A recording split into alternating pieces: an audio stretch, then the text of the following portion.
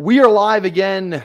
Best Fall Barbecue Day number 161, consecutive stream, consecutive draft. The day before the 4th of July. Hope everyone has a great 4th of July weekend. Superflex contest almost closed, so make sure you guys get those entries in.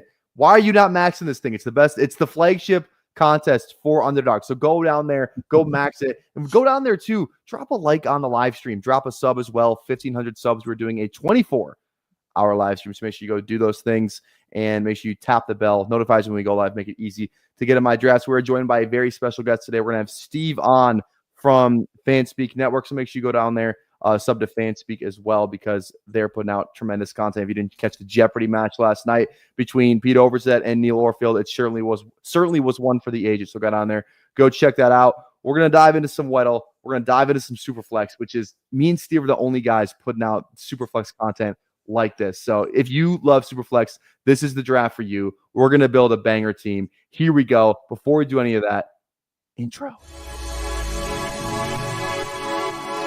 Welcome to the Madhouse.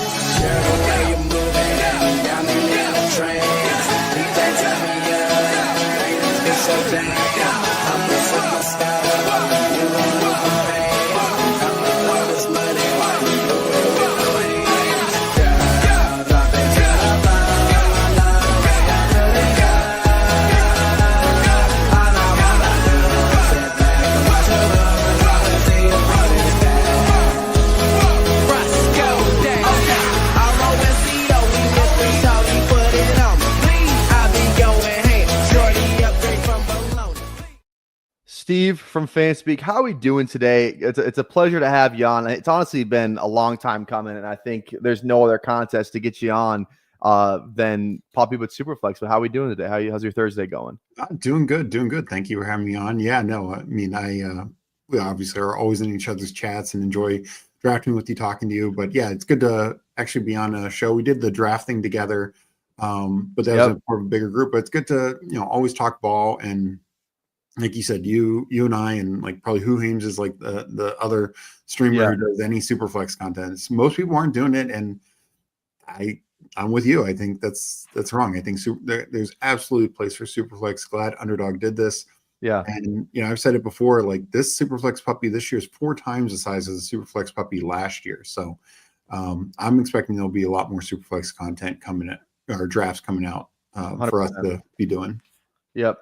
BP Bindles, JT, Scott, how's everyone doing today? Yeah, you mentioned that draft stream too, and I felt like that was, I think the first time we were on stream together. I think you and I are the only ones on that stream that really like knew like the defensive players getting drafted, like the old linemen in that draft. Because I feel like we're a lot more locked in on because we're also like big NFL fans, right? Not just fantasy fans too. And I think that's always like kind of fun to see who the draft stuff, right? I love the drafts. It's my favorite thing each year. So that was a lot of fun for the draft stream. It's fun to talk about. It's like, because position skill players are only like, I don't know, probably less than half the picks, right? Like all of the skill position guys. So it's like, BBG doesn't know about freaking James Pierce. He doesn't know who that is. Like no clue. All right. I always start with Darnell Mooney on Weddle. One of these days we're gonna get it right. We got it in 2 yesterday. It's crazy. Got the height right.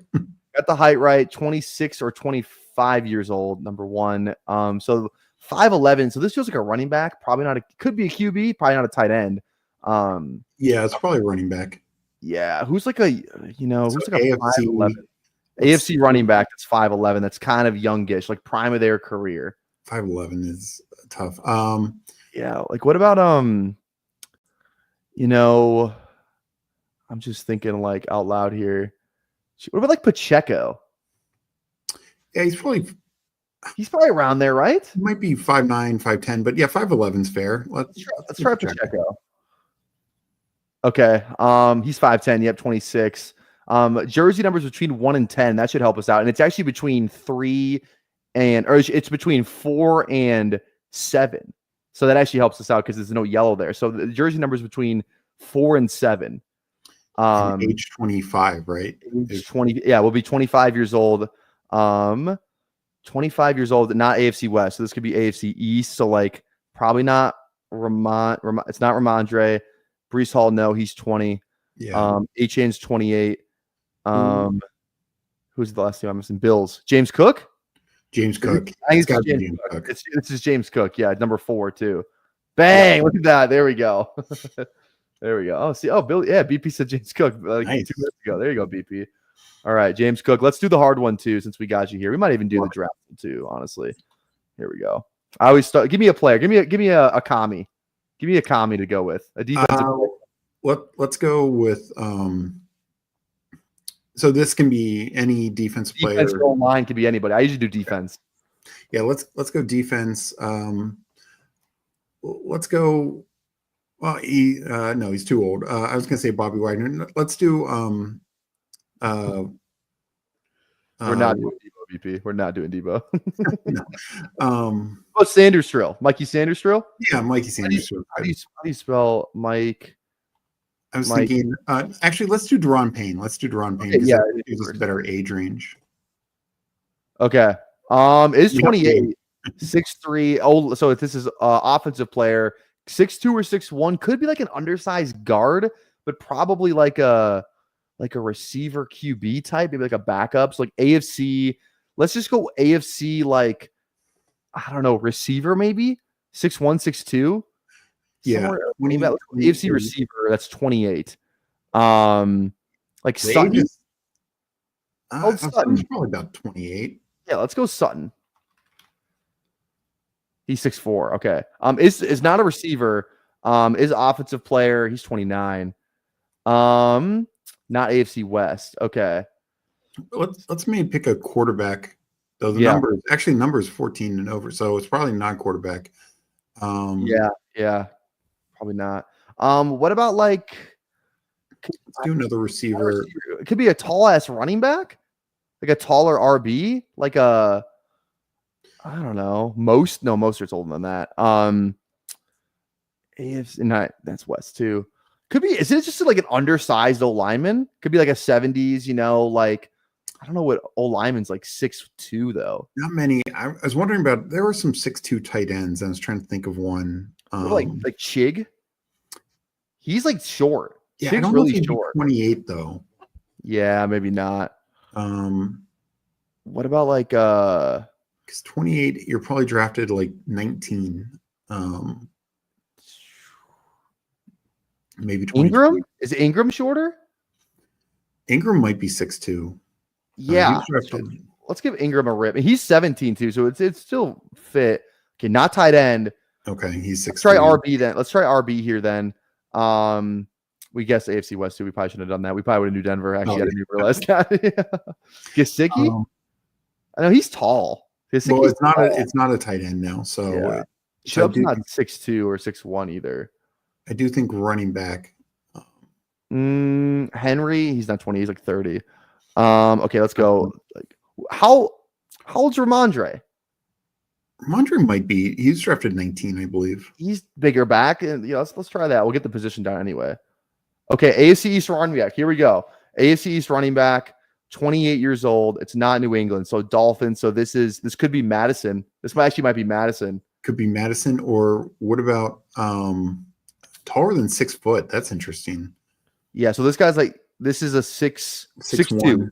This person's 6'2", I think. Or no, okay. 6'1". 6'1". You're right. It's 6'1". 6'1", or I guess still could be 6'2". Dolphins. So okay. I don't think New England. It's not Gibson. He's not that tall, is he? It's not. Nobody on the Jets would apply. Bills. Ty Johnson. I don't know how tall. I don't think he's that tall. Is he? I don't think it's that tall, but who's the team I'm missing? Jets. Brees, Braylon. Yeah, and they're all Davis. No, yeah. I feel like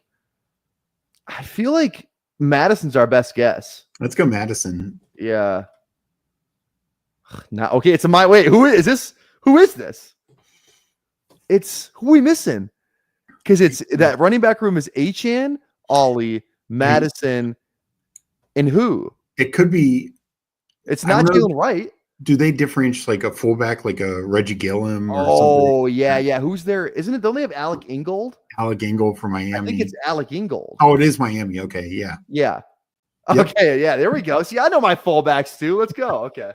We got there. Yeah, I definitely wasn't pulling. Fullback was a great shot because I was like, who else could they have as a running back? Like, there's nobody else. Yeah.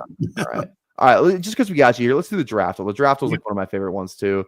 Here we go. Normal. Let's go commander. Let's go like Mirror's you know had what? rough drafts lately, outside of last year. Let's go Like, Brian Robinson. okay, All right. NFC. NFC East. This is like round 4, round 5. Running back. So probably like a receiver. Cowboys are like, what about like in 2022? So later. So this is 2019 or before. What about like Gallup? The Gallup? Yeah, let's do Michael Probably Gallup. around that range, right? Somewhere in there. Yeah. Well, he was Okay. Receiver. That's right. 20. So they were for sure drafted in 2019. This was 2019 receiver, NFC East. It's not Dallas, it's not Washington. So it's Giants or Philly. 2019. Ooh, what round was he? I think he was 5th round. Bang! Look at that. There we go. That's kind of a hard one. Slating for the easy one. That's kind of crazy. Okay, there we go. He was Auburn. I don't know. I thought he was LSU. Yeah. Okay. Good for him. See, I didn't know that one. There we go. All right. Let's do some Superflex, and here we go. Chad, if you guys want to get in here, we're going to go puppy Superflex, 20-second clock. Hop on in here. I'll give you the countdown. 10, 9, 8, 7, 6, 5, 4, 3, 2, 1. Here we go. Now, I was thinking about it. I thought long and hard about it.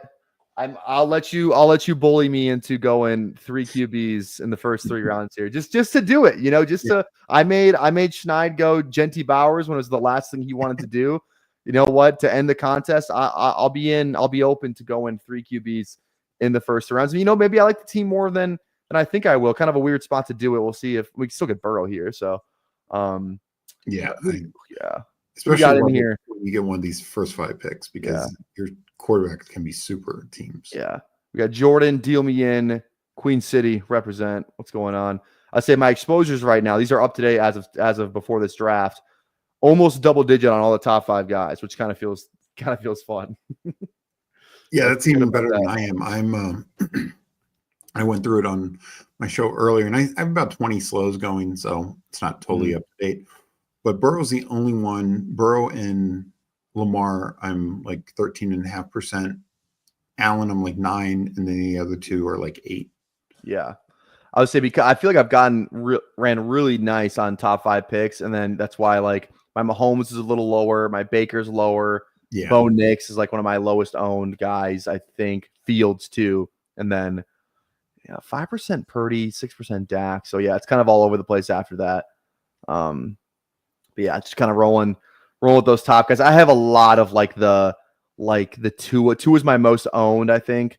Yes, 8 most owned quarterback, and then I have a lot of Ward, Rodgers. I think I have a good amount of Geno too. So we'll see what we get here. I mean, we're probably gonna get Burrow. Sometimes we'll get lucky. We'll get sometimes Hurts falls. That's always nice. Yeah, someone go Burrow here. Non-badge, just draft Burrow. Probably from Cincinnati or something. Let's see here. Goes Hurts. All right, you go with Burrow? Yeah.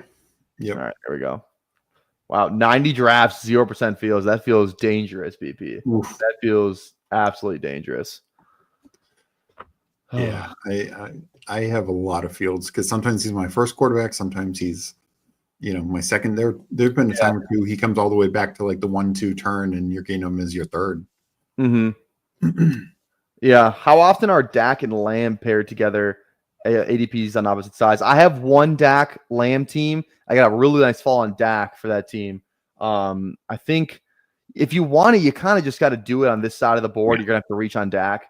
He's usually not falling back to that third. So if you want it, you kind of got to just do it at the beginning part here. I would say that I feel like the harder ones to get, like I've had trouble getting like some Purdy Caleb on like this side of the board. It's possible, but you kind of need 2 guys to fall there. Caleb feels he's kind of going up in ADP this last couple weeks anyways. But other than like, I've kind of one of the things I've said, it's like you can game stack any single quarterback pairing in here except for Allen Hurts. Other than that, you can build out anything if you really want to. Like one of the easiest ones to get is probably Baker Tua. You could just get that every single draft if you really wanted to, more than likely, if you were on this side of the board. Yeah, on that side, yeah. No, I agree. And so for me, I've said this, like, because the quarterbacks just go in the first 5 rounds. Like, let's be honest, almost every starter is going to go in the first 5 rounds. I care less about the game stack or even stacking in general, just because I would rather, and this is why I do like either 3 or 4, 3 or 3 or 3 or 4, or definitely 3 or 5 almost every time. Yeah. Is because I want to win the quarterback position. I want to win the super flex position. And to me, that matters more than overly stacking or like I'll stack with the secondary piece. Like I did a draft earlier and I had Kyler as my first quarterback. In the 4th round, I could have taken McBride, but I took a receiver because I didn't have a receiver yet. And to me, it was more valuable to do that than getting McBride, a tight end who I think has less value for the stack. All right, we could go Caleb here. Otherwise, we can do one of these position play. I'm honestly just in on going Caleb if you want to do that. Let's go Caleb, yeah. Yeah, let's do it. I mean, a lot of times I will take one of those running backs. I don't take a lot of receivers in the first couple of rounds. I'm going to be very low on all those receivers just because I think they're a little overpriced. People are still pricing them like a BBM, and just only needing to start 2. Like not my highest receiver, but among like first 3-round receivers, I got like 18% Devontae Adams. And my bet is even if Devontae Adams is getting outscored by Jamar Chase, CeeDee Lamb, it's going to be close enough that with my extra receivers, I can catch up. Like I'll catch up. Like I start a lot of my drafts with like Adams or Higgins or Ladd, as my top quarterback or top receiver. Yeah, the one thing that sucks about going Burrow is you're also never getting chased. Like you almost have to exclusively go Higgins at that 4th or 5th round, which is exactly where he goes. So that's another thing with it too. Yeah, that's why Higgins is one of my highest receivers. Like not like overall, but among the like top 5 round guys.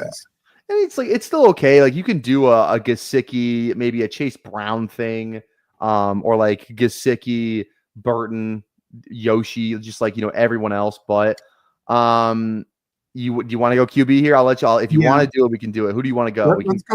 Let's go. Is May gone? Yeah. Let's go Herbert. We go Herbert. Okay, let's go Herbert. I think the thing for me, like Herbert Goff are very similar. I think Herbert actually has more rushing upside, and also you can sometimes get Ladd to come back here in the 4th round. And if not, like I think Trey Harris is a very viable stack later.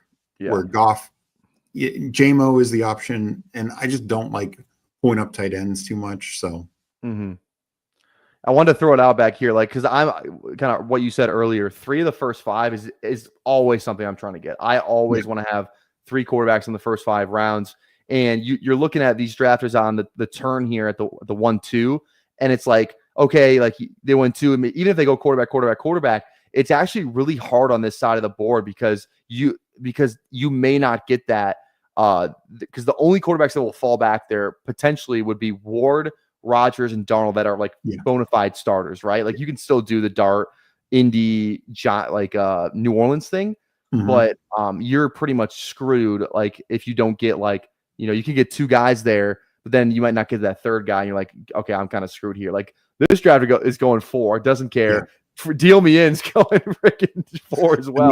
Technically, they can all hit your lineup. Technically, I just don't think like you're gonna need the game-winning quarterback in week 17 to win this contest. It's just what you're gonna need to have. And not just that, but even like advancing. Like all these contests, I look at weeks 1 through 14, weeks 15, 16. These are qualifiers, and you get some money back in the playoffs for qualifying. But we want to. I don't care if you have the most perfect stack week 17, you had that Burrow, Higgins, Mims, bring back, Malik Neighbors, whatever. Doesn't matter if you don't make it to the finals, So, and the thing that I look at it is quarterbacks to hit your super flex lineup. I kind of look at it as a minimum of 15 points, even backup quarterbacks, the worst backup quarterbacks. Cooper Rush had 5 15-point games last year, Yeah. I would go Ladd or Chase Brown. I mean, both are a stack, but I probably go Ladd. Let's go Ladd. All right. And then we're probably looking at, Higgins on the way back around here. Yeah. And then we can just hammer RB kind of thing. Yeah. And that's how I like a lot of times I'll take a running back with one of these too, but But when I have a chance to get like the double stack, go for it, and then just hammer running back and probably stop at just 6 receivers, because if we're only starting 2 every week, if Ladd and Higgins are starting most weeks, then the other guys are just like raising our ceiling. Yeah. So I bring up the 15 points thing because last year only 11 running backs and 6 wide receivers averaged 15 points for the season, and something like 20 some quarterbacks did. Again, even backups like Marcus Mariota didn't start a single game last year. He filled in the Carolina game and then the second half of the Week 18 Cowboys game for Jane Daniels. Both games he was over 15 points. Yeah, it's crazy. Yeah, no, I'm with you. I'm with you on that. You definitely need to win the QB position, and like I just think you and I look at it as like winning different ways, right? Like I think I try and like win it with like I'll go one maybe first round guy. And then I'll go RB, and then QB. So my room will look like Burrow, Geno, Tua, or something like that. Yeah. Let's just go Higgins here, right? Just get the stack. Yeah. No, I love this start. All right, cool. Let's do it. And no, it is. I think there are different ways to win. I agree with you. Like I think the team in third who had Jaden Daniels, then he went Genty, Neighbors, JT, and then back to Ward. If he comes back and is able to get a third quarterback, even like a Tyler Shuck, at least he's got like that elite guy at Daniels to be the ceiling. Yeah. I think it's harder on the back end, like you were saying, to wait at quarterback, because even if you somehow end up with 3 starters, it's going to be thin, Yes. This is what I'm talking about right here, where it's like, it's coming back to this turn. Darnold and Rodgers are still there. So these drafters are lucky, but like one of these guys is about to get boxed out at QB. Yeah. If this drafter goes QB here, someone's going to have Rodgers. Someone's going to have like, nobody. So one of these guys will get Darnold, one of them will get Rodgers, and then they're going to have to take their shots on Jones, A-Rich, Shuck, Wilson, Dart. And then it's like after that, then your Browns guys, it's like it just gets – I just rather have my QB position done and then worry about my stacks and just kind of player take drafting. After you just finish QB, you can kind of just like, okay, looking for stacks, I'm looking for player takes. And you can kind of just, draft freely from there almost, like – draft it more like a single quarterback deal where you're just, drafting mostly position players. I do like drafting players where it's like you have multiple options at their stacks later in drafts. Like the Bears are a great example of that, right? Yeah. You have an option at DJ Moore. You have an option for Rome, Loveland, Burden, like all those guys, some of the running backs that are there too, right? So Herbert, same thing. Stroud's a really nice one to get like later stacks on. So it's like drafting those QBs where it's like you feel better about like you don't have to really press yourself, or like we go Burrow, we kind of back ourselves into a corner having to go T Higgins. Like if we went Burrow and then maybe I don't know who's like another guy if Goff fell back there, right? Like we went Burrow and Goff, and it's like not a lot of like Detroit options because Amon-Ra goes, and then you're kind of like, okay, I have to get J-Mo Laporta here. So yeah. No, and that was the reason why, because we did have the option of Goff, and I liked Herbert over that for that reason. Because a lot of times you can get Ladd back. All right, which RB do you want? I'm thinking RB here. I go Kamara. Okay, let's go Kamara. Let's do it. I am in. And that's the way like we used our first 3 players on quarterbacks. And we still have Ladd and Higgins. These are 2 second-round receivers. Our first running back's Kamara. It's like a 5th-round running back. 6th sometimes. But I think if you look at the way our team ends up getting built out, you'd be very happy to have this in a BBM. Are you the strongest at running back as a receiver? No, but they're very fine rooms for a BBM. Yes, 100%. 100% agree with you. And we have the good stacks too. It's like we can still get, we can go DJ here if we want to. We can also just push it and then get, like we don't have to click DJ Moore here. This is what I was saying. I think I tweeted this where I was like, I feel like it's a lot harder to build good teams on Superflex than it is in single quarterback, because the quarterback element part of it is just a whole nother problem you kind of have to solve. But then it's like, it's a lot harder to get to go QB first, then get the weapons, than it is to get the weapons and get the QBs. Because if you're in a BBM, most of the time you'll get your QB on the stack you want. We can reach for RB here. We can just take DJ at the value. Let's just take more with the value. I'm with you. I would have loved to get running back there, but we Yeah, can it's catch up. fine. It is fine. I agree. So now, and now it's like, at the very least, like we have all of our guys stacked up. Like we don't have to, just really bend over backwards to try and get our stacks. I already feel good about this team where it's like we can just really player take draft. Are you also pushing tight end here? Because I hate going like every team I've drafted McBride and like Bowers on. I absolutely hate. I hate them. Yeah, no. And I brought this up. I did a stream a couple of days ago doing I think. Do you mind bringing up the board for a second? Yeah, for sure. Yeah. And look, let's see. Where did Bowers and Right Bowers here. actually went? That's like the latest I've seen Bowers, but Yeah. Like we got Ladd after those guys. I'm going to take Ladd. I'm taking in BBM. I'm taking Ladd over Bowers pretty much every time. Definitely taking Ladd over McBride. Mm-hmm. Garrett Wilson, AJ Brown, Drake London. These guys are all the same. And then like Higgins, Tyreek, Rashee Rice. I'm taking those guys over those tight ends. Most of the time. Like it's just I agree with you. I would much rather have those types of receivers and look at the running backs going in that range. Chase Brown, Kyron, all those guys. So yeah, it's just not worth it in my opinion. Even if you're getting a stack, like even if you're Kyler, like it's just not worth it to me.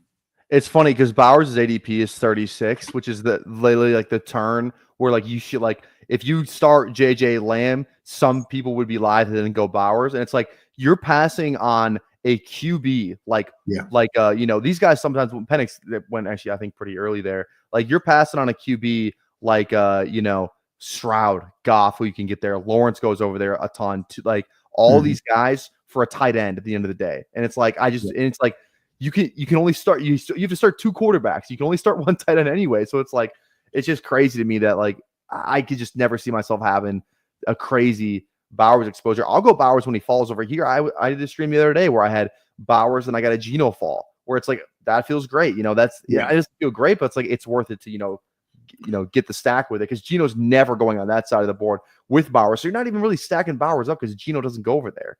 Exactly. And the other thing with it is like tight end, even if you have an elite tight end, maybe you are winning the tight end points, but your tight ends are than any other tight ends you have. They have less value because tight end is rarely going to hit the flex. Like in a regular contest, it might, but now you're competing against extra wide receivers, all the running back depth. Let's go Swift. Yeah. Okay. Yeah. So, all right, cool. And it's just, running backs outscore receivers for the flex as it is. But then now you're adding so much more depth to receivers since most people are only starting two. Your tight end, the chance that a tight end hits the flex is just so rare in this contest. Yes. 100% agree. 100% agree. All right, guys. Hey, if you're watching right now, make sure you go down there, drop a like on the live stream, drop a sub as well. 1,500 subs. We're doing a 24-hour live stream. We go sub to FanSpeak as well. I have to put, I forgot to put it in the description, but I'm going to do that right now live on stream because it takes literally 2 seconds. So make sure you go down there by the time you're watching this after the fact, you can go down there in the description and go sub to FanSpeak. So make sure you do that as well because again, if you didn't watch Jeopardy last night, you have to watch Jeopardy because it was unbelievable. Unbelievable. Even like led to like some Twitter beef too. Like Herzig's tweeting about freaking with Pete and Roast and Neil and all that. That was hilarious. Which I was happy with because Herzig is then complimenting me since I was his opponent. So yeah, right. Yeah, and then there's like that Bindles fantasy dogpile match was crazy too. Yeah. I feel like Huhames brought it up where it's like all the people who like you've been drafting longer, so there's higher scores. You're more in tune with ADP. Where I felt like I think I was like the third one on. So I like Pacheco here. I don't know if you're a Pacheco guy. No, I think he's fine. I'm more and more on Pacheco. I think Pacheco makes a lot of sense here. He's a good floor play running back. Like I just don't know if he'll have like massive spike weeks, but for this, I think he's very fine as your third running back. And I prefer him over Aaron Jones just from a touchdown upside perspective. I gotta see how much big board Pacheco I have. I was getting roasted in the fucking big board for like being like slightly even suggesting I have 5% Pacheco, and every time I brought it up, people were like, "Why do you even want to touch Pacheco?" It's like, dude, this guy had a broken leg.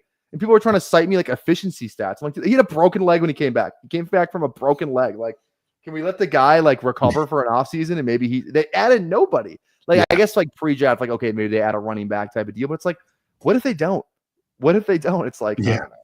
Yeah, I was probably even under that in pre-draft because I did think they were going to draft somebody. I thought they were too, to be honest. I think that's why I had 5%. But like when he falls 20 picks, it's like this is at least worth it. Like I would never draft Pacheco at ADP because he was one of those guys where you do enough drafts, like you just kind of know like what their real ADP is, not the fake one that where the number is. Like where that you can actually get them.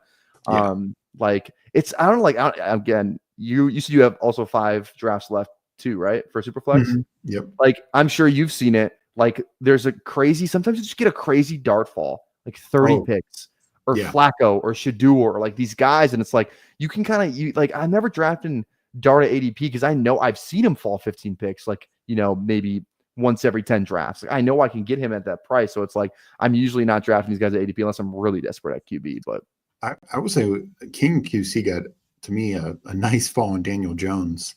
And as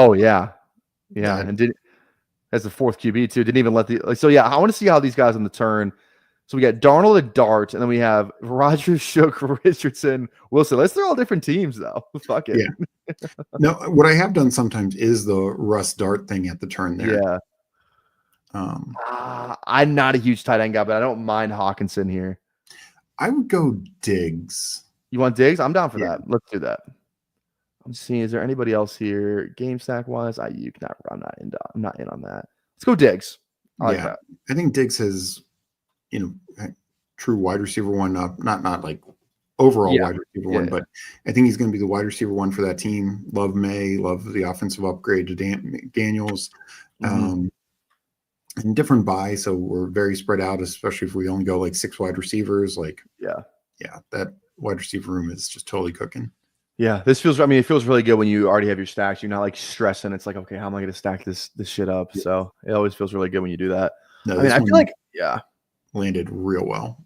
I like it too. And even like what Jordan's doing on the one here, like even if you get like, I'm like, what's the team? So you got Jawan in a row, maybe a little weak in that room, but like even going the 4 RBs and it's like you're only starting 2 guys. It's like maybe it's a little weak for what I would do personally, but like I think some people would like tend to freak out when it's like, oh my God, this guy's got more running backs drafted than receivers through like 10 rounds. Like that's kind of crazy. But it's like in this contest, I really don't think it is, because I think running back matters more than receiver because there's just less guys and you have to start the same amount as receiver, where, and obviously in BBM, you have to start 3 guys. So it's like in this, you can really justify going like heavy RB and then, taking your shots on whichever else guys. So. Oh, I've absolutely done that. I've done where I don't take my first wide receiver until like round 8 or even 9. It's, you really have to thread the needle at that point, but. Yeah. I like Dobbins or Shoup here. I don't know if you're in on either of those guys. Dobbins kind of a week 17 thing. Let's do Dobbins. Yeah. Yeah. I like Dobbins. I'm in on Dobbins. Yeah. This is like we have this running back room in like 2022, you'd be fucking freaking out right now. Yeah. 2 years ago, this is the most dominant running back room you could have. Yeah. Right. If Dobbins is healthy. Yeah. I think that was his 8. I think that was his, wasn't that, I think 2 years ago was the year where, it was Schefter or Rappaport tweeted like training camp was like, Dobbins is not, it's going to start the year on the pup. Dobbins like, what the hell are you talking about? I'm starting week 1. And then he went on the pup. That was fun. Like, maybe dude, I didn't realize how short Ian Rappaport was. He's like 5'3". Oh, yeah. He's like tiny. I was watching a Bustin' with the Boys like vlog tight end U video, and Rappaport was there, and he's like standing next to like whoever, and he's a tiny guy, but he's the man. I like Rappaport. He's the man. No, I do too. All right. Let's see here. Okay, so we are 3-4-4-0. I mean, this just feels like one of my teams that I draft. Where like I'm not like, this is still a good tight end range. Like this is like where I'm like, where I got kind of a lot of my exposure. 11% Kraft, 13 Njoku, 8 Andrews. I used to draft more John because I had a ton of Tua. Well, that didn't really work out though. But other than that, it's like, and then you see like these RBs starting to go here, right? You're looking at Ray. Like after I get past, Tyler Allgeier's actually usually cut off, but he kind of gets pulled up here. As soon as I start looking at Eckler, Bigsby, Wright, Roshan, I don't feel as great. And then I get down to like Chubb, and I'm like, fuck, kind of got to figure it out here. So Yeah, But we got 4 guys, so I'm not really worried about it. Oh yeah, no, and yeah, we can definitely tack on a couple more that are going to be fine. The one interesting thing with Superflex is like rounds kind of 12, but 13 through 16, you got to get your tight ends there. Like the last couple rounds, there's a handful of like quote unquote starters, but it's like Theo Johnson and Jatavian Sanders and stuff like that. So I definitely like game 2 in this kind of range. I think Andrews is a nice fall for us here. Andrews is probably one of my higher ones because that's typically who I'm starting with. Yeah, let's go Andrews. Perfect. This wouldn't be a fan speak collab if we didn't talk about a little Scadaboo. If Scadaboo gets a good share of the work this year, I'll be doing pretty good. He looked like a best beast in his highest I've seen from college. I had Scadaboo ranked high in like my personal ball knowing viewer rankings, highlight rankings. I had him over Caleb Johnson. That was my kind of big stand. My 2 big stands I feel like were how high I had RJ Harvey pre-draft, which was, like some guys thought he might go day 3. He goes round 2. That was like, even I was shocked that he fucking went round 2. I think it was everyone. RJ Harvey was the one. Judkins over Henderson, I think, was a little unpopular pre-draft, but he goes before him in the real NFL draft. So I felt good about that take too. And then Scadaboo over Caleb was my other big, I feel like, stand. Just loved Scadaboo's tape. I just thought his game was more translatable to the NFL. And he was more of a, like, Caleb landed in the perfect scheme fit. He's a wide zone runner, and that's all Arthur Smith does. So like, I like him because he landed there, but a different scheme, I don't know how much I would have loved him, because he kind of needs that long runway where he needs to get going, then get downhill. He can't just like go start stop. Okay, Loveland's stack here. Yeah, I'm in on that. Let's do that. Like, I like some, White and Garendo, but Loveland, I think with the stack makes sense. Yes, let's do it. Let's go Loveland, then maybe go RB on the backside here. And here's the thing: sometimes what I do when I have those 2 like tight ends, I only take 2. Yeah, because 100%. Again, they're never going to hit the flex. Even if there's a week where you miss a week because Mark Andrews is hurt and Loveland's on bye or whatever, like, you're fine. So yeah, where do you have Scadaboo now? I have, like, in terms of like just overall like rookie running back rankings, or just like running backs in general. I'm probably drafting. It's funny because like Scadaboo and Tracy, like Scadaboo was going higher, then for some reason he kind of fell. I think there was like he didn't practice in OTAs kind of thing, so he fell a little bit. Yeah, I like Scadaboo. Like, where am I drafting him? Like, I just, that Giants offense scares me. I don't know what to do with that. I'm definitely taking more like Javonte. I'd probably take him over Warren. I'd probably take him over the Tracy. I like Tracy is the problem.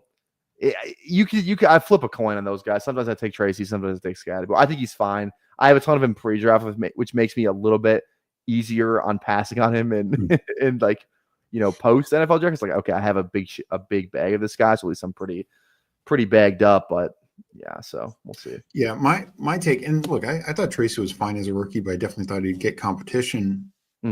And I do think a lot of it comes down to touchdowns for me. Like, I think Scadaboo is going to be the goal line guy. Yes.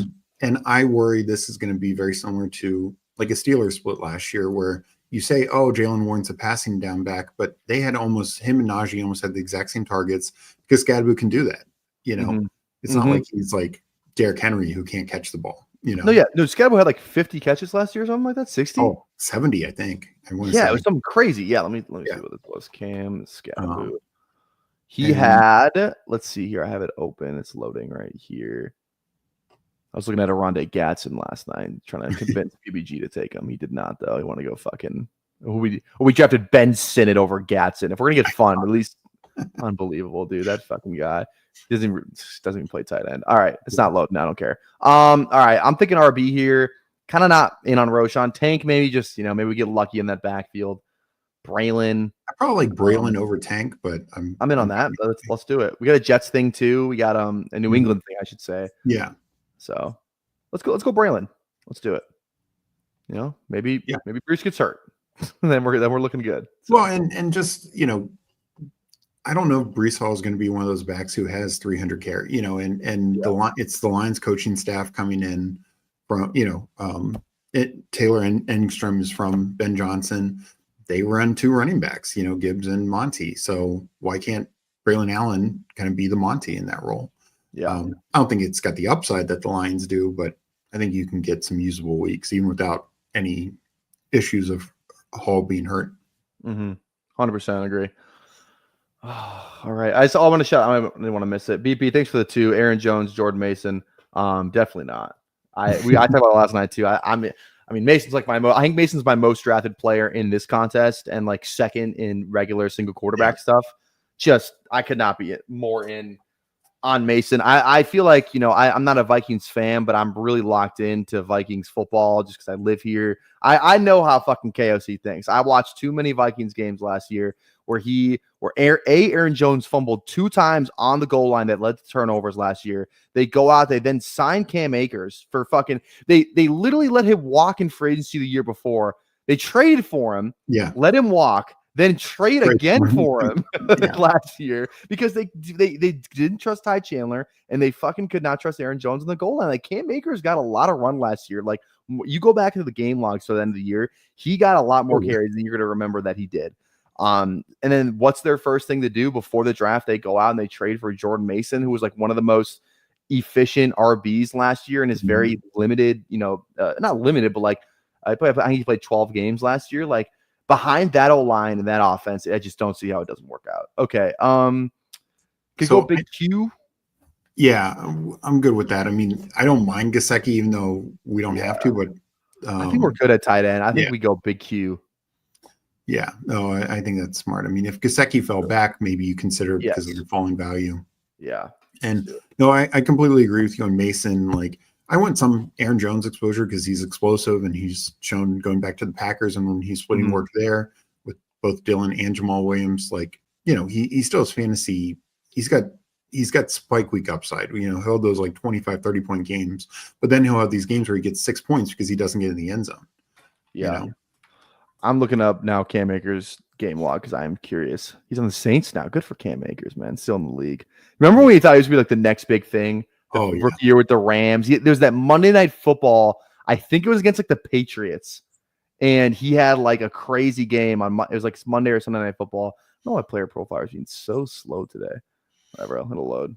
It'll load eventually, hopefully.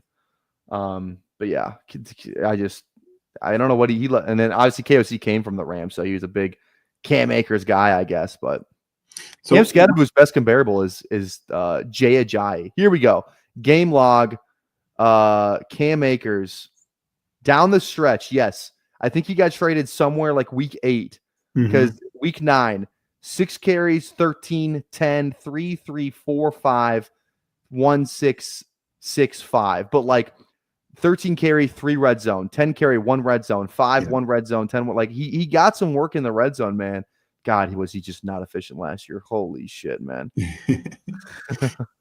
No, he was even way less efficient with the Texans those first like 6 weeks before he got traded. But one thing I want to mention about the Scadaboo Tracy thing is I actually think is very similar to the Vikings. Tracy was not efficient inside the red zone. He fumbled too. And he fumbled multiple times.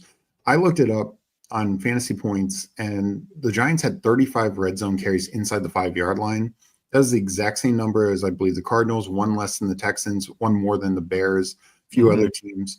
And it's like, well, James Conner is just better at it. Well, that could be Cam Scadaboo. Like last year, Giants weren't converting those carries. This year they could with Scadaboo. Yeah. All right.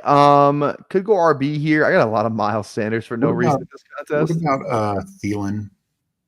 Yeah, on Thielen. I like Thielen. And maybe stop there at 6 and then just tack on. And how do you feel about like tacking on?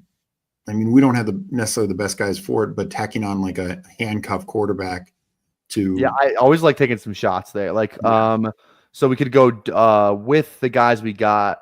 Who's the backup in New England again? They just got somebody. It's Dobbs, I believe. Dobbs, yes, it's Dobbs in New England. I always like to do it on the teams that I don't have the quarterback for, right? I think you can do it both ways because, like because like I mentioned, like let's say Jaden Daniels, when he took that shot in the Panthers game, and he missed the rest of the game. Marcus Mariota got 19 points that game, but he came back the next week. That easily could have been like a 3-week absence. Yes, Cooper Rush too is a fun one. Yeah. I think, yeah, I mean, we could do that. There's not, yeah, I mean, we don't have to take Browning or Tyson Badgett. Yes, no, I'm definitely not in on that. Definitely not in on that. The other one who I'll just take no matter what, and we have some correlation. Not here. Let's make a pick here. I kind of like going RB here. I like Justice Hill. Let's do it. I draft so much missile. Maybe I'm wrong. And I'm taking more missile now, but I just think like they gave Hill an extension last year. I just think they trust him. They know him. But the one backup quarterback I can take no matter what, not no matter what, but Tyrod Taylor. Justin Fields has never played a full season. Yeah. I like Zach Wilson for that same reason. Yeah. It's a good one too. I was going to ask you real quick, just, it wouldn't be a show if we didn't do it. Thielen, where did he go to college? You know that one? Because it's a D2 and it's in Minnesota. Yeah, that's why I asked. Oh, crap. It's a hard one. If I didn't live there, if I didn't live in Minnesota, I wouldn't know it. Yeah, Minnesota something, Minnetonka or something like that. Right? Mankato. Yeah. Yeah, Mankato Mavericks, baby. Yeah. Big rival for hockey up here. They're D1 hockey. Okay. They're not that bad. They've been pretty good before, but yeah, it's like the one school in Minnesota. It's like it's a D2 school for everything else. Like that's kind of how it is. Like every D2 school in Minnesota has like a D1 hockey program that's like one of the best in the country. Like I went to Minnesota Duluth, and like we won the national championship my senior year of high school, my freshman year of college, and we had like one of the best teams my sophomore year. But then COVID shut down the tournament. There's a 5 overtime game my junior year of college, 5 overtimes. So like the first overtime period's 10 minutes. It's in the playoffs. So they just keep going. First overtime period's 10 minutes. The ones after that are full length periods, 20 minutes. 5 overtimes. You do the math on that. They pretty much played 2.5 like to 2 3/4 games in one game. It was crazy. What was it? I think it was I know it wasn't an NCAA game, but it was a Big East back when there was a good Big East basketball program, and it was, I want to say Syracuse versus Villanova went like 6 overtimes. Yeah, that's crazy. Wild. I remember that game. That was like 08 or 09. I will say one of the fourth QBs I like stacking on is Rattler, because we do have Kamara too. It's like I think this guy could just start week 1. I wouldn't be shocked. Cousins. I'd rather go Rattler. Okay. I just because like it's like we're not like. I don't know. Rookie quarterback, maybe they don't want to start Shook right away. It's like if we could even get 2 starts out of a guy we drafted in week 18 at QB, like that's huge. For sure. For sure. It's a value. I wonder like Pick'em, if we go to the Pick'ems, do they have like a Rattler how many games started line? What do they got? My issue is just Rattler's bad. He is bad. You're right. 3.5 regular season games started line for Rattler on Underdog. So I mean, like, I don't know, for a round, I think like Gabriel, who usually goes before him, is lower. Gabriel's at half a game. Oh yeah. So just implied odds alone, I think Rattlers is higher than Shador. I think Shador is 2.5. Yeah, I think isn't Kenny Pickett higher than Shador? I think he is. Yeah. So I think Shador is 2.5. Pickett's 3.5. Gabriel's like half. And I think Flacco's like 7.5. Yeah. Honestly, the ones I've taken like Shador once or twice, maybe Gabriel once. I take Flacco a chunk, and then I take Kenny Pickett. Like it sounds bad and sounds ugly, but we're talking a 3rd and a 5th round quarterback in one of the weaker quarterback drafts. Like they just might go to Kenny Pickett. It's not fun, but all right. We got 2 clicks left. Are you good with the 2 tight ends?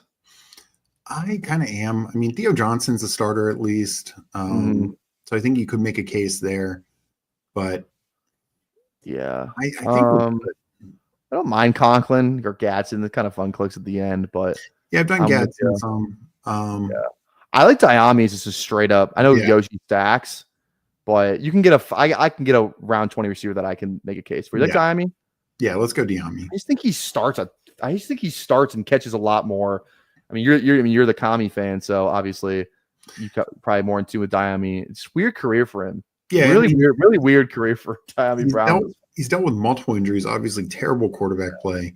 But the Jags trust him enough to give him a 1-year, $10 million deal. Same thing like Tutu got. And I think he's out there. He'll get a few extra snaps because I do think Hunter is not playing like 100% snaps on offense. And yeah, I take plenty of De'Ami Brown just because for that reason. Like, I trust Liam Cohen. I want pieces of that offense. Yeah, I agree. I was going to ask you too. I wanted to ask you this. I was going to ask you in the pre-show, but I forgot. So I'm going to ask you now. First off, you down to do a second draft? Yeah, absolutely. All right, cool. All right, that's not what I was going to ask, but there we go. We're doing a second draft out of this, so make sure you guys stick around because we're doing another Superflex.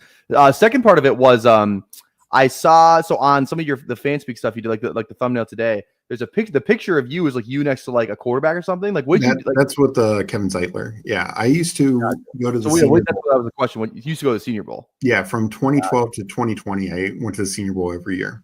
Okay, gotcha. I didn't know if you were like a coach or something. I was like, oh, can I talk a little coaching experience with this guy? No, never did any coaching. Then I did the East West Shrine game a couple years as well. Nice, cool. Okay, I would love to go to the Senior Bowl. I got invited this year, just couldn't make it down to Mobile. Yeah. It's a little bit of a drive for me, so I don't know. Or like I guess flight, but yeah, I don't know. Should have gone down there. Would have been fun. Oh, all right, let's see here. Do we go one more RB? We can do some Coke. I love doing Coke. Coco's Queen City. God damn it. Go. That's not our team. There we go. I think I'd go back to running back real quick. Yeah, I'm probably with you. I like Taj a lot. I think I can't believe I've clicked Kendra twice. I don't remember doing that either time. You like Taj Brooks? Yeah, I could probably get more Taj Brooks. Yeah. He goes. Okay, Krosky Merritt. What's the deal? What's the word on Krosky Merritt? He definitely had some buzz at rookie camp, and I've clicked him more than once. I will say that I like him and Ollie Gordon in this kind of range. Click him more than 3 times now. Yeah, I think there's just some upside there. He's super explosive. Yeah. Brian Robinson was fine last year, but he was not brought in by this coaching staff. Austin Eckler was. So, I just think there's a path where late in the season, Krosky Merritt has a sizable workload. Gotcha. Perfect. All right, chat. We're going to do at least one more draft on here. So make sure, again, go down there, drop a like on the live stream if you have not already.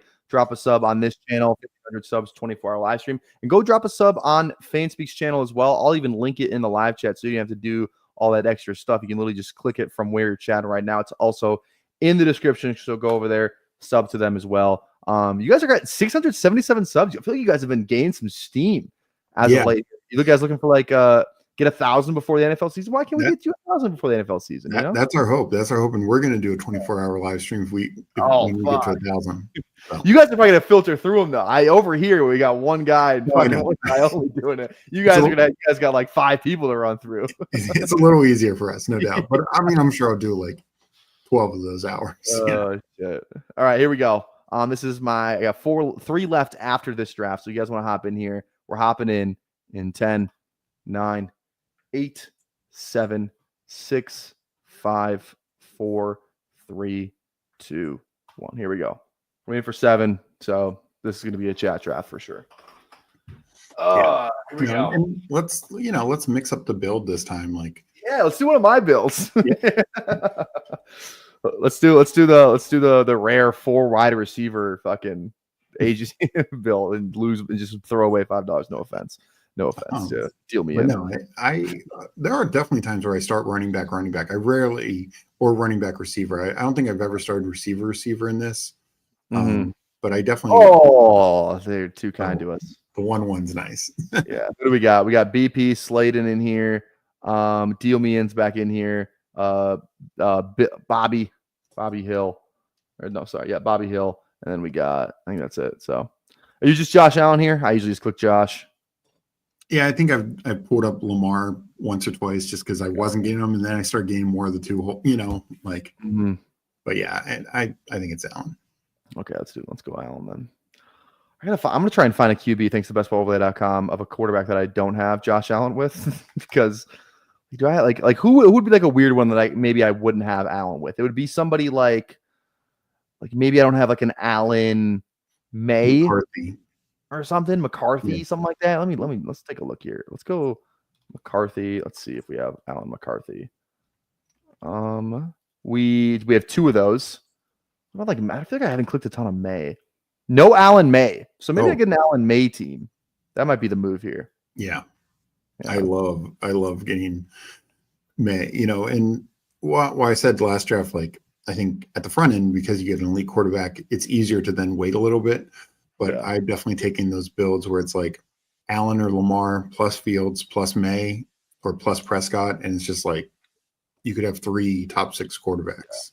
I have no Allen Herbert, no Allen Love, no Allen May as of right now as looking at this. So, all right, we'll see. Well, we'll get unique somewhere in here. So yeah, no, it's fun.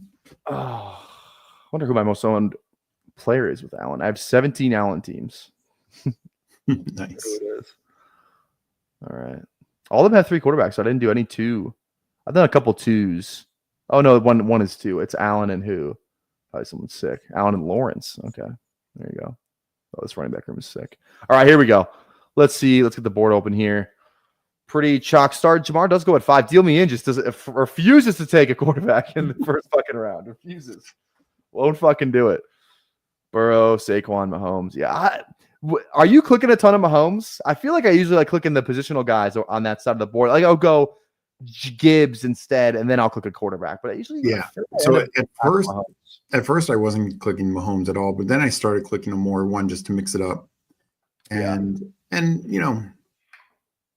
while I think it's tough for Mahomes to be like a 1, 2, or 3 quarterback, he can still be top 5. I mean, this is a guy who's had over like 350 rushing yards every year of his career. Mm-hmm. His touchdown rushing is more varied, but he's still going to get you points that way, and he still throws the ball 600 times. If his touchdown percentage goes up to what it was 2 years ago because all his weapons are now healthy and more established, then I mean, he could throw for 35 touchdowns again. Yeah. Got Eddie in the 4 hole here too. There we go. Oh, nice. Yeah. CP's got 2 Mahomes. Not shocked. I think they were chatting about Mahomes versus Fields for like an hour in that first draft, so I'm not shocked about that. Okay, yeah, here we go. Yeah, how much Mahomes do I have? I got, oops. And that's the tough thing is like 7. Mahomes, and like I do think Mayfield probably has a better chance of being above Mahomes. I think Fields, Knicks, Murray, they can all be above Mahomes. So like Mahomes could be quarterback 5 or he could be quarterback 15. Like he's just got a pretty wide range. Yeah. All right. Yeah, only thing that sucks is you can't game stack Josh Allen, but it's whatever. No one else will be able to game stack it either. You don't really need to game stack him anyway. So the winning team didn't game stack last year. It was Burrow and someone else. It was Burrow and I think it was it Baker. Burrow? Baker had that crazy week 17. Yeah, I can't. I'd have to look it up if it was. While we do this, I'm going to look it up real quick. Okay. Yeah. Who else went off in week 17 last year? I just remember Baker was the big one. I remember the guy in second had Drew Lock as his quarterback. Oh, yes, dude. And Lamar as his quarterback. That's a good question. I want to ask you that question then. How much Milrow do you have? Because I have like none. I have like none either. I'm not. Dude, I think it's Lock. Like, I don't even think he's the backup. So I'm drafting a 3rd string quarterback at not a great price. 100% in agreement with you. I think it's a situation if like Darnold goes down, week 5 and gets injured, then I think Locke comes in, and maybe at the end of the year Milrow comes in. Yes. But you need a couple outs for Milrow, because like Lockton needs to suck. Where it's like he's frisky. He does suck probably, but it's like I don't know, dude. I had so much Drew Lock for the Thanksgiving slate. I was like, dude, I'm so fucking in on this Lock stuff. On those turkeys, dude. I was like, I'm all in on Drew Lock, and he sucked. So awful. All right, let's go. We got Allen. We can go. Do you want to do May? I think point up May makes sense. Yeah, let's do May for sure. I would probably lean a chain. May A-Chan? That's what I was going to say too. Yeah. Let's do that. I feel that's real good. Mm-hmm. Let me see. Let me bring up Superflex. Dude, fuck you, Ty. Okay, this guy, you literally roasted somebody on Twitter like a month ago for them being in on Milrow. Now you're switching up. God damn it, Emo. Look at this guy. This guy's the fakest guy on YouTube. Go sub. So the guy, I just looked it up. The guy who won his 2 quarterbacks, he only won 3 quarterbacks total. Okay. Joe Burrow and Jaden Daniels. Did Daniels have a crazy week 17? 32 points, yeah. He was like quarterback 4 on the week. Yeah. Oh, you're not. I'm not. I'm noting the OTAs. Oh wait, yeah, I didn't read that. That's not. I'm not gonna lie to you. I didn't read. I can't read. I can't do math. You know, it's one of those things. So whatever. Oh man. Let's see this drafter. Yeah, 4 went Hurts, Caleb, Goff. There you go. And one thing I did look up, and I'd done this previous, I think it was through, I didn't go through every team, but in the Puppy Superflex finals last year, I think in the top 25 teams, only one team did not utilize 2 quarterbacks week 17. So if you want a top finals finish, you kind of need 2 of your quarterbacks to go off. Yeah. Yeah, 100%. Have you seen BP's crazy fucking team? Yeah, I saw it on your stream. Yeah. That team pisses. I think I have 10%. I think he gave me 10% equity in that team. That's nice. Dude, that team is just so absurd. Every time I just think of him in this contest, I think of that fucking team, and I'm like, God, that team is so freaking good. I'm gonna try and find it on my Twitter here real quick because I just cannot get over it. I can't get over how good that goddamn team is. Here it is, dude. Here it is. Yeah, we're gonna run this up, but we're good here. Because he went Jamar Jefferson, which is pretty hard to do now. Yeah. It was hard to do then. He got a 3-pick fall on Chase and a 8-pick fall on Jefferson. And then he follows it up with T-Law. And then he gets BTJ. No, he follows up with BTJ. And then gets T-Law falling back to him. Gets McCarthy that falls 16 picks to stack up with Jefferson. And then for good measure just has like Hampton and Connor. Well, and drafts that team would have been better if he didn't draft Laporta either. What really makes that team is he got Daniel Jones late, so that's how it paid off. You know, like yeah, he got dude. That was when that was before the A-Rich stuff came out too. Yeah. And so that's one of the things I looked at. Like last year, most of 37. What's his ADP now? Like 91? Oh, I think it's like 80. Like 76. Yeah. This fucking guy, bro. You got him at half the value, you know, like dude. Because last year that was one of the things with Superflex contests, because I looked at my teams last year and I had plenty like Darnold as my 4th quarterback, Russ Wilson as my 4th quarterback, Nix, May. And those guys were going 7th, 8th, 9th rounds because nobody knew they were starting or accurately projecting they were starting. Yeah. Where you can't get those guys. Like the only starter you can get that late is either Shuck with a fall or Daniel Jones, sometimes to like the 7th round. Or take your shot on the Cleveland guy. Cleveland guy or Giants guy. That's it. And and you kind of need to take 2 of them because you know both of those are going to probably be maybe half and half. 100%. All right. Who we got coming back? We got Allen, we got May, we got HN. Definitely in on 2 if he falls here. Yeah, I mean 2 would be perfect. I'm gonna uncue that for luck because these fuckers. Are you still in? You and I just going Ward too? Like even if Tua goes, this guy kind of needs Ward though. This is what I mean. Like did any of these these guys? I mean, like this draft is like as Stafford, but then it's just gonna get absolutely boxed out at QB. Yeah, you know what I mean. Like all these, we got a lot of 3 QBs in the first 4 rounds. Almost everybody feels like has done it so far. A couple guys haven't, but we'll see what we get here. Okay, we got starting with an RB too. Just feels good where it's like, okay, I have an RB. You know, I can kind of feel a little bit better about taking a receiver. So, yeah, no, 100%. And you know, a lot of times, like we were talking about the one draft, I can't remember who it was in the last draft, he took like 3 quarterbacks and 2 RBs in the 4 or 5 picks, and I think that's the way I built a lot of my teams. Okay. What do you want to do here? Do you want to pull up a guy? I think we take a guy first, and then I think we gotta probably pull up a guy. Is there anyone we could stack? Like not really. You want to go like Jacobs or Brees? Brees is a week 17. Let's go Jacobs actually though. I only get 2% of this guy. That's not great. Okay. It's either Ladd here or it's like, do we want to go Darnold or Rodgers?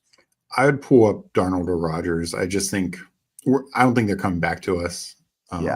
We can still do the Jones thing if we want to. Yeah. Let's go Ladd. Let's get a receiver. Let's go Ladd on this one. And then let's go. Yeah.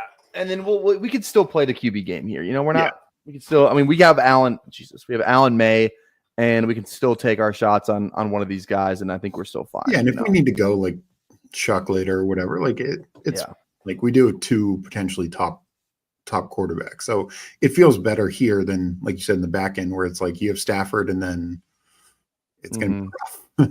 Yeah, I agree. Let's see. What do you think the easiest game stack QB room is to get? I think Stroud Herbert's pretty easy. I have a ton of that, I feel like. It also feels like, like I said, Tampa, Baker, Miami has always felt pretty easy to get. Any Vegas, honestly, anytime you go Lawrence, you can get one of the Indy guys most of the time. Same thing with like Geno, you can get the Giants guys most of the time. I mean, Daniel's Dak is pretty easy to get. Yes, you're right. Yeah, that's another one too. Which Daniel's Dak do I have? I think I slowed down on that because I was like, I can just draft Daniel's Dak every single time if I want to. Yeah. Because that's no way where he goes. Daniel's Dak. I got 3 of them, so feels about kind of where I want it. Yep, good call. Good shout. All right. Chat saying you were angry that I made us go loud there. Are you angry? No. No, I mean, I do. Yes, most of mine are like 3 in the first 4, 3 in the first 5. We still might get, get that at least 3 and 6 if we get, Daniel Jones goes. But, I did it on somebody's stream the other day where I ended up, what I did is it came back and I think it was this kind of same thing. I had Allen, May I had the second pick and it was Lamar, but I had May and then I took the 2 Giants quarterbacks and just said, okay, Yeah. Eddie's at the movies right now drafting during the previews. Eddie's in at the 4 slot right now with Hurts, Caleb Goff, JT Kyron. Also watching F1. I want to see that movie. I haven't seen it yet. It looks good. I've heard great things on that. Yeah, and I love Drive to Survive. I watch that every time. Every year it comes out, I watch it. So I'm pretty much in the know. I'm up to date. I follow F1 on Twitter, and that's about it. Other than that, I'm not usually planning my TV schedule around an F1 race. Yeah. But what can you do? No, the Drive to Survive was like the first of those, and now they're doing the quarterback and all these other ones, which are awesome. We need an American in there. There's no Americans, right? In F1? I don't think there's a single American. I don't know about right now. I mean, there used to be a couple drivers, but I don't know about right now. I'm actually not real caught up on F1. Yeah, I'm not super locked in, but from my quick Rolodex of driver list in my head, I don't think there's any Americans. Kind of fucked Definitely up. none of the top guys. Yeah. You know what? If JSN falls back to me, us right here, I will issue a formal apology of not going Darnold there. But okay, he goes. Thank God. I'm gonna have you one, so I didn't have to eat some crow. Kind of looking at the same RB tier here again. Like this is like where I'm saying like I'm fine going in RB, like RB receiver here. You know what I mean? We don't absolutely need 2 receivers here. You can go RB and say fuck it. Yeah. Any stacks that probably you want to go Travion to get with May? I don't think we need to, but it's an option. We need to because we'll probably get Diggs in the next go around. Yeah, I like Walker here. Let's definitely go Walker, and then I mean I'd probably go Walker Kamara, and then just be like our running back room is sick. Can I interest you in any Walker Harvey? I'm fine with that. Yeah. Let's do it. You went Kamara last one. Let's go Harvey this one. Yeah. God, Harvey's so fucking good. At 30%, I'm just gonna. If I don't win the big board this year, I'll never win it. I will never win the big board with the fucking amount of Harvey I have. I'll never win it. This is the year. It's this year or never. It's this year or never. So no, I mean, I think I ended up like 15-16% Harvey. I'd have to look, but I mean, just perfect landing spot, and even with them signing Dobbins, doesn't matter. Sean Payton always runs 2 backs, and he always has a back in the top like 5-10 points wise. Yeah. Hey, Emo, what'd you say? What was that? Stretch my hands to you. Life like this is what your life like. Try to live the life right. Yeah, that was just a little callback to Table Tower. By the way, guys, Table Tower is this week. It's gonna be Sunday this week. So obviously today's Thursday. We're not doing Table Tower today. It'll be on the Fantasy Sanctuary on Sunday. Make sure you're sub to that. That link is in the description as always. So go sub to Fantasy Sanctuary. We'll be in And Ty's gonna be on the sticks too. He's definitely gonna get some payback on me, which I'm not looking forward to. Because I clipped him to hell last week. That was a lot of fun. But he likes to put me in timeout. He likes to remove me from the stream, which I don't love. But you know what? What can you do? Yeah, see, this is elder abuse. Yeah, you're old as shit, Timo.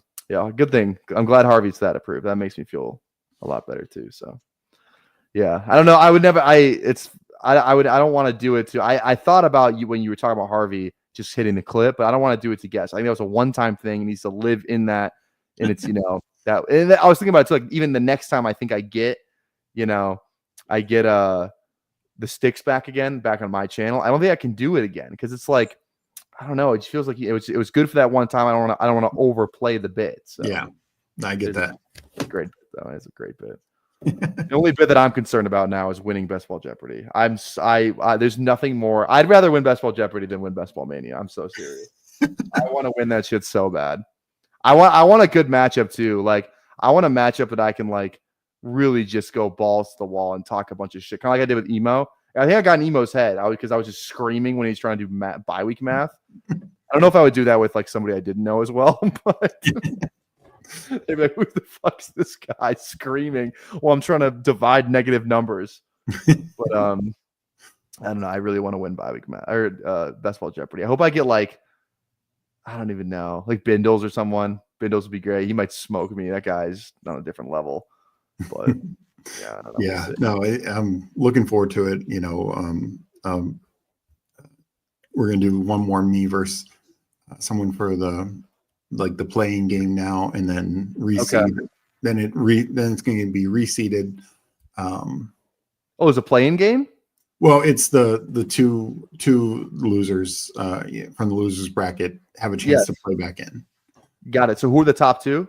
It's going to be me, and right now I think it's Pat, but I don't know if Pat's going to be able to do it because of his schedule. So might go to the next one. Okay, gotcha. Yeah, BBG's out of it. He's fucking done. I wish he was in it. There's only 1/3 of the Typhel Tower that is still left in this tournament. I have to represent for Minnesota. Neil's out there too. So I'm representing for Paris and for Minnesota. Both of those cities I will die for. All right. It looks like we're going to get one of these QBs here. I mean, you never say, I don't want to jinx it, but this draft has got three starters. So it feels like we can at least get one. Let's see what Billy does here. Probably going to go QB. Doesn't. Okay. We could go both guys. I think. Or we don't need to. We can also go receiver here too. Yeah, I would definitely do Russ. I'm really worried Anthony Richardson could be just a straight zero this year. Like, I honestly, I agree. I don't love click. I have way more Jones than I have A-Rich. I got 4%. I Hunter also just fallen. What was that? I think his ADP is too high in this. So yeah, let's do Russ and Russ. Do we want to go Russ Dart or Russ Hunter? Hunter is fallen. It'll be 14 pick fall. Let's do Hunter. Okay, let's do it. Jacksonville. We have a little week 16 with Harvey. That's always fun. Okay, let's do it. Hunter. Bang. Bang. Yeah. No, this is a fun start. Yeah. 3-4-2. And we could still do like a Browns thing, or even get Shuck already went, but we can still do like a Browns thing too. I don't even hate that. Yeah. Just taking a shot on one of those guys. It's always fun to see. Like I think I have like a 50 pick fall on Shador in a contest. He went like the 19th round. I was like, okay, I think he's like my 5th guy. I'm like, dude, he fell 50 picks. Like I had to click this guy. I don't know. No. I mean, in a couple rounds, like Flacco would be the first one. Could absolutely do that. So Dealman rebounded quite nicely. Jamar, Purdy, Lawrence, Tua, Tyree. This is like a fun start. Oh, yeah, no problem going that start. Like those three, like three fun offense. Mid-tier guys. You stack up Tua with Tyreek. You get Kittle with Purdy. Like this is like a start I would love, just love doing too. So passed on. Did not want Travis Hunter. Went Rome instead for the bring back. I guess fair enough. To each their own. Yeah, no, and no, I think that's what taking a receiver first. Again, I prefer running back, but as long as you hit those quarterbacks, I think you're very live. 100%. All right, let's see. Dart goes there. Anybody that's like, yeah, this draft at the turn, just freaking one QB, letting it rip. I mean, the position players are sick. Actually, the running backs aren't even that good though. You got Gibbs, and then it's like B-Rob Monty. You know what I mean? It's like, I don't know. Yeah. I feel like I could get that star with like, 2 quarterbacks at least. Goes to A-Rich though. Fuck it. But it's like you're running the risk like he's a 0 or maybe 2 through. I just don't think there's a lot there. Yeah, the upside is nice though. Sure. Yeah, but it's it's kind of the same thing. It's like Milrow. Upside's nice if he starts, but is he probably not going to play? So, and that's my thing is why I said his ADP is too high is I'm not taking a lot of Milrow. I think how much more likely is it Richardson starts 3 games versus Milrow? You know what I mean? Like, yeah. Is it 4 rounds? Is it? I don't know. Okay, let's see. What do we got? So we got 3-4-2-0. I mean, we're looking pretty good at RB, so we can kind of just go receiver stuff here. We got some options that we're looking at. I'm gonna go back to the board. Yeah, hopefully Diggs comes back to us. That would be nice. Diggs would be awesome. But who's got Fields? Get away from the bring back. I don't even know where Fields. He went at 7. We're good. We should be at least somewhat fine. That's what I'm saying. It's like, I guess maybe in this contest, I think May does May go? No, I think Diggs goes before May in single quarterback, doesn't he? Yeah. Right? Yeah, he does. So it's like, that's what I'm saying. Like, it's harder to get the weapon than it is to get the QB because usually people will fall in line. Okay, I got 2 Bears. I'm probably live for Caleb, But sometimes it's like, man, in this, it's like people are just player take drafting. If they just kind of need, a receiver, like, I'll just take my favorite guy. They're not really worried about your stack because they have their QBs. I feel like, I don't know, they just don't care as much. So, no, I agree. Especially once they get their own stacks, they're like, well, and then I'm just taking the next guy. Yeah, I mean, you got 4 receivers, Z-Rocket man. Just don't even think about it. Don't even think about it. At least we have Shakir,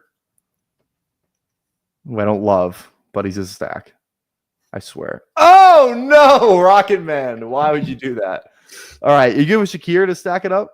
Yeah, let's do Shakir. Okay, you want to go Shakir and then like Downs? I like Downs. I like Downs a lot. Yeah, let's go Downs. Okay, cool. See, it's like that's why you go like we go for RBs here. And it's like we look at the receiver room. It's like it's still pretty like fine. We have Ladd and then we got like 3 dudes who like they're gonna be catching a lot of balls. This is like the ultimate slot team. This is the slotty Pippin of receiver rooms right here. No, and that's kind of just how I feel. Like, and same with our build last time. Like, our Ladd and Higgins, and then our running backs. Yeah, we start with Kamara, but a really strong room. With Swift and Pacheco as well. So yeah, I mean, even with all the quarterback equity, that's why it's just so hard for me. The teams like the 12 spot who are starting, 4 guys in the first 5 non-quarterback. It's just it's gonna be tough. Yeah, 100%. I agree. I feel like I say 100% a lot. What can you do? Man, yeah. I feel like I'm just doing these, just recapping all the teams I've made in my head in the past, month and a half. It feels like, I don't know. I just don't see how I don't win this contest. I don't. I don't see how I don't. I just feel like I've done everything right. Where it's like, that's why I like this contest too. It almost feels like there's an information edge. You know what I mean? Sure. Where it's like all the content under the sun. Where it's like best ball is very niche anyway, but all the content about underdog and best ball is all single quarterback stuff. It is, it's like there's not a lot of people putting out Superflex stuff. It's me, you, it's Who Hames, and a couple other people who will do Superflex from time to time. But it's like it just feels like there's an information edge where it's like this is what the optimal teams look like. If it feels like drafting BBM, feels like you could go back 3 years and draft BBM. Yeah. It's like what we know now, like about roster construction, receivers, and like what those rooms used to look like. It feels so freaking good. It genuinely does. Well, and that's the thing. Like, I feel like these drafts typically, quickly become, instead of a 2 of 12, they're like a 2 of 10, 2 of 9, because just the chance at the 12th hole, he basically needs Anthony Richardson to play all year. Yes. Yes, and it's just like, and then to even just again, I don't know if out the field is in this lobby. Sorry if you are, but like then it's like if you're gonna go Gibbs, don't go Demont. Like Demont too. I get they can both spike the same week, but it's like at least take an upside swing there on like another position or like another running back or something. At least draft like Quinshon. Yeah. Well, and also like adding now 2 tight ends in the first 12 rounds, like yeah, it's just you're not gonna catch up that way. Exactly. Couldn't agree more. Like if you're doing it, you need to take like 6 score. Like he absolutely should have. Yeah. You got to reach. You just got to reach. Reach up for Flacco instead of Debo, Yeah. All right. Who are we looking at here? Kincaid, who I don't love, is there. Keon, we could do double Buffalo. Other than that, it's like Kyle Williams. May runs enough. It's not the end of the world either. Yeah. I mean, I like Jaden Higgins or Bateman just for another receiver. Mm-hmm. If you want to do a different tight end, I'm good for. I'm definitely on tight end too, like Njoku Kraft.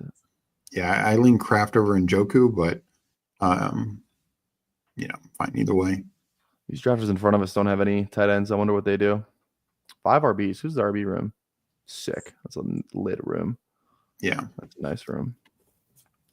Goes Kraft. We'll see what Z Rocketman does after crushing our hopes and dreams on Diggs.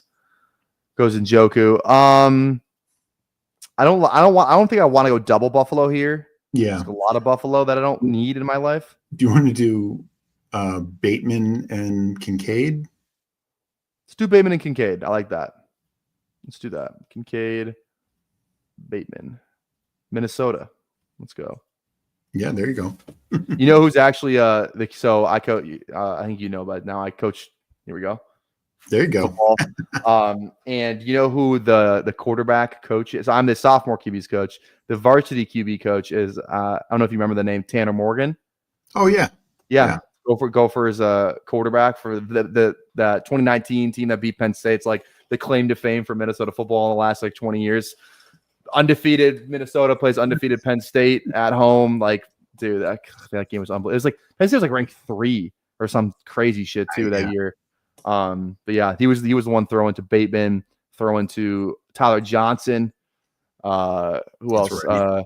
The boy Chris Aubin-Bell, who was fun on that team. Also, who's Dallas tight end Brevin Spanford.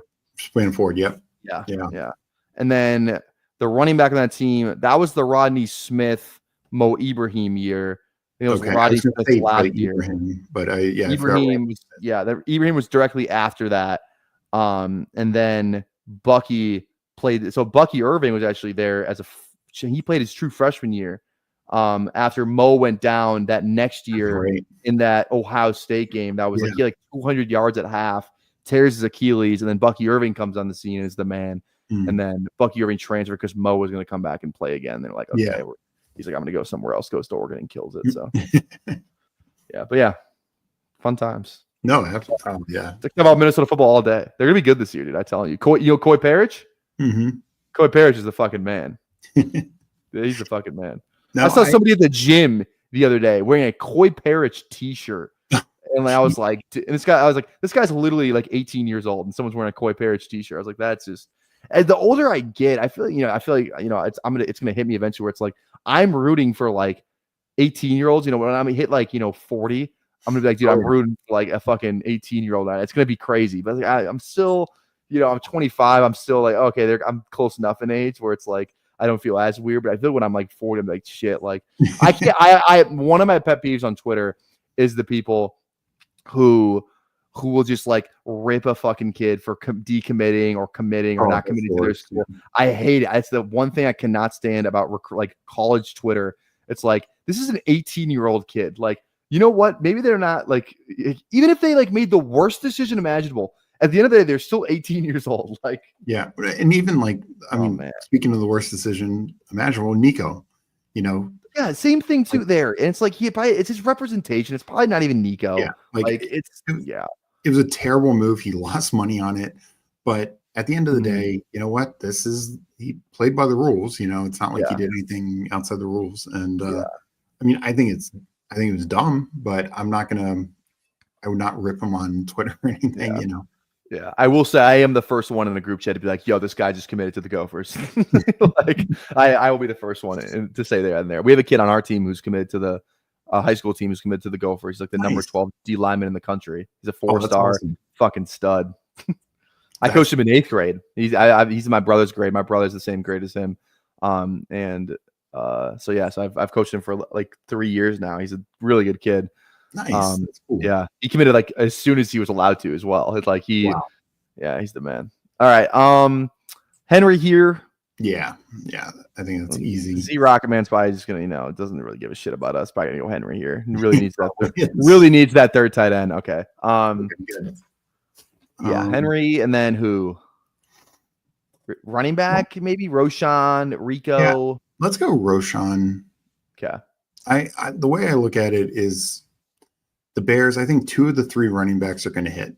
Mhm. And so I'm taking a bit of Swift, Roshan, and Monangai because I feel like 2 are going to hit in this offense. And yeah, I'm fine taking shots on all of them. Yeah. Okay. Let's see. Who do you have a college team you root for? Not really. Probably the one I root for the most is University of Pittsburgh. My parents grew up in the Pittsburgh area, and my grandfather actually played football at Pitt back in the 40s. So just always rooted for them. Yeah. Minnesota was a powerhouse in the 40s. They were three-peat. Yeah. Bronco Nagurski. Ever heard of him? And what was that other guy? I think it's who the like stadium's named for, right? Or not? Not the stadium. Something. There's another guy. I can't think of the name right now. I'm trying to think of it too. Tony Dungy played there. It's just kind of notable. Yeah. A couple other guys. The stadium's Huntington Bank. Yeah, I don't know. That campus is nice. I would say I've been to like Madison before, and it's like the football stadium is like nowhere near the basketball stadium. The football stadium's not near where like all the people live and everything. It's just kind of like you gotta drive around or walk a couple miles to get to everything. What's nice about Minnesota, it's like everything is in a less than a mile stretch where people live. So the football stadium is probably a 45-second walk from the basketball arena, which is a 45-second walk from the hockey arena. And it's so everything's on one road. Frat rows, right? All on that road too. It's really nice. That's really cool. Yeah. I haven't been to a frat in a while, but it was cool when I was going to the frat parties there. Oh man. I remember my first frat party ever. I was like, this is fucking crazy. It's like, what are these people doing? It's like 18 years old, like my first week of college, went back down to go party at a frat. I was like, what the fuck's going on here? God. All right. Yeah, kind of freaking BP goes Kyle Williams, dude. It's fucked up. I thought we were friends, BP. I thought I had 10% ownership in that fucking team. Guess not. You're gonna have 0% ownership in this team. All right, 3552. What's your most popular build? I feel like most of the time I'm like 3773 or 3682. Most of the time. Probably my most popular are 4673 or 4772. So 4 QB, you're normally ripping the 4. Yeah. Okay. Yeah, because a lot of times, like even with this, I'll take either handcuff or like tack on Tyrod Taylor. Just give me more outs is the way I look at it. Gotcha. I could be in on DeMario here. Neil got absolutely fucking shredded on BBG stream last night for even suggesting DeMario Douglas, who we eventually did end up drafting. I mean, I don't hate DeMario, but I just don't feel it's also like we got Henry. Like, like I would take Pat Bryant over DeMario easy. Ooh, I'm not a big Pat Bryant guy. Actually, I don't know how I have more of him in this contest, but you know what? I'll go Pat Bryant. Let's do it. I don't draft him, so it's good opportunity to get some shares. And other than that, who we thinking? I like Alec Pierce. I know we did Hill in the last draft, so don't need to do that again. But I mean, if you want to do DeMario, I'm okay with it. I've taken him a couple times, but it's not like a top priority for me. I'd rather go spike week guy. I'm down with Pierce. That's my thing. Like a guy like Pierce. Do a Slayton? We get him next round, you think? Oh yeah, let's do Slayton. We do. Maybe he'd come back to us, but let's just do it. Moonball Russ.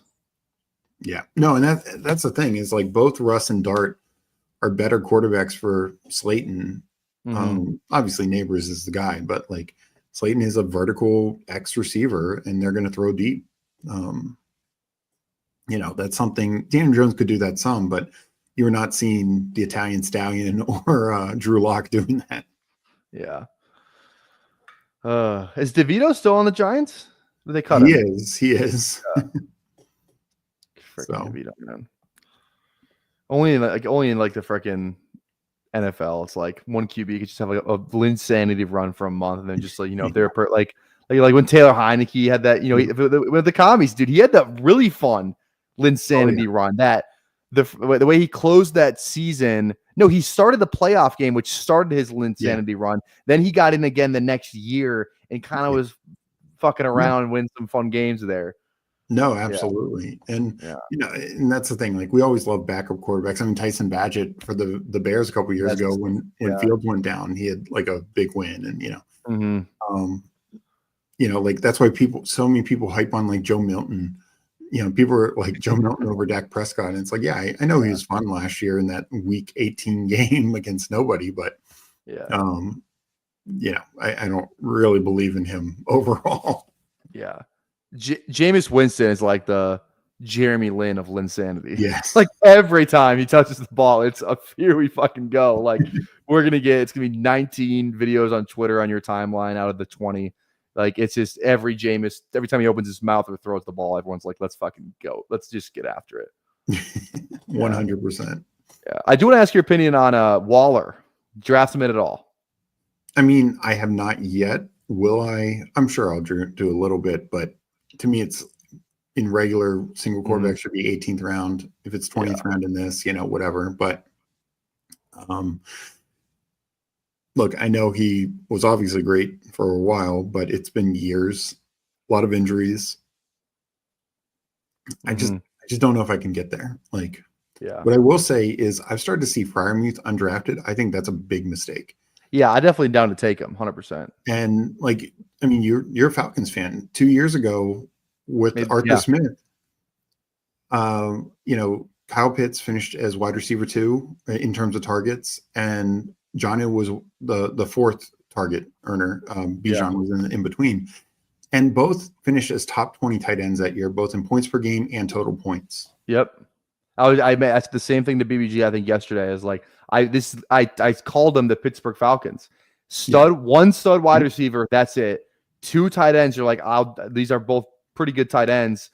Weird running back situation, rookie RB. Like it literally feels like the Pittsburgh Falcons, like all over again. And the other thing with that is that year, like the reason why neither tight end did better is they both only had 3 touchdowns because the Falcons only threw 17 touchdowns. Fucking Ritter. Ritter and Heineke. Yes. Okay. RB here. Yeah, let's go running back first. Like Corum, Ford, and these guys. Probably Corum personally. Yeah, Corum. Let's go Corum. I think we're good at 6, right? Yeah. No, yeah, I think so too.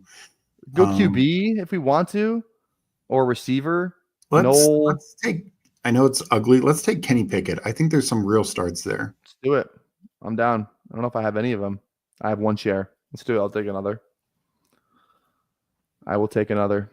Just gives us another out if Wilson doesn't start as much or anything like that. One more tight end to close this thing out, probably. Kincaid, Henry. The tight end or Katek on a receiver. Either way, I think whatever value is left is what I do a lot of times. Okay. Sounds good.